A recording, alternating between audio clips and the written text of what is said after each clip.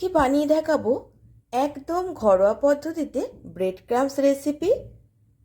নমস্কার বন্ধুরা, Dreamland cooking চ্যানেলে আপনাদের সবাইকে স্বাগত। চলুন তবে রেসিপিটা শুরু করা যাক। ব্রেড ক্রাম্ব বানানোর জন্য প্রথম তো অবশ্যই লাগছে ব্রেড। এখানে আমি 8 থেকে 10টা মতো ব্রেড নিয়ে নিয়েছি। আপনারা কতটা ব্রেড ক্রাম্ব বানাবেন সেই হিসাবে ব্রেডের ব্যবহার করবেন। আর একটা মিক্সিং জারে আমি এই ব্রেডগুলো নিয়ে নিচ্ছি, ঠিক এই রকম টুকরো করে কেটে।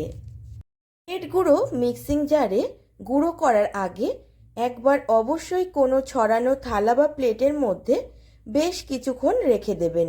তাহলে ব্রেডের যে ময়েশ্চার ভাবটা সেটা চলে যাবে, ব্রেডটা হাওয়া লেগে অনেকটা ড্রাইও হয়ে যাবে। তাহলে এই ব্রেডের গুঁড়োটা করতে খুব সুবিধা হবে। দেখুন ব্রেডটা সম্পূর্ণ গুঁড়ো হয়ে গেছে।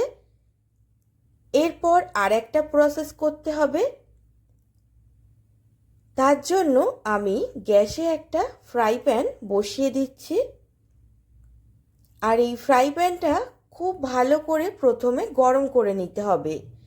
যখনই গরম হয়ে যাবে তখনই ফ্লেমটা লো টু মিডিয়াম রেখে আমাদের এই ব্রেড ক্রাম্বটা ভালো করে রোস্ট করে নিতে হবে। সমস্ত ব্রেড ক্রাম্বটা আমার ঢালা হয়ে গেছে। এরপর ভালো করে সমানে কন্টিনিউ এরকম নেড়ে চেড়ে যেতে হবে আর হালকা একটা রোস্ট করে নিতে হবে। গ্যাসের ফ্লেমটা কোনোভাবেই হাইতে রেখে এই কাজটা করা যাবে না, তাহলে খুব তাড়াতাড়ি এই ব্রেড ক্রাম্বগুলো রং ধরে যাবে, কিন্তু ক্রাঞ্চিনেসটা সহজে আসবে না। কি করে বুঝবেন যে ব্রেড ক্রাম্বটা একদম সম্পূর্ণ পারফেক্ট হয়েছে? আপনারা দেখতেই পারবেন যে ব্রেড ক্রাম্বের রংটা আস্তে আস্তে চেঞ্জ হয়ে গেছে। আর এই প্যানের মধ্যেই যখন নাড়াচাড়া করবেন দেখবেন একটা হালকা ক্রাঞ্চিনেস আওয়াজ হচ্ছে।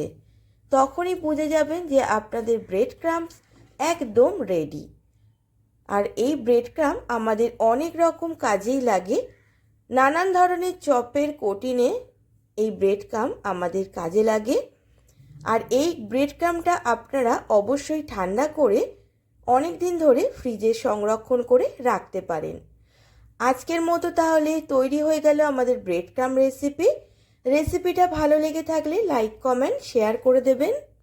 আপনি যদি আমার চ্যানেলের নতুন বন্ধু হয়ে থাকেন তবে চ্যানেলটিকে সাবস্ক্রাইব করার অনুরোধ রইল।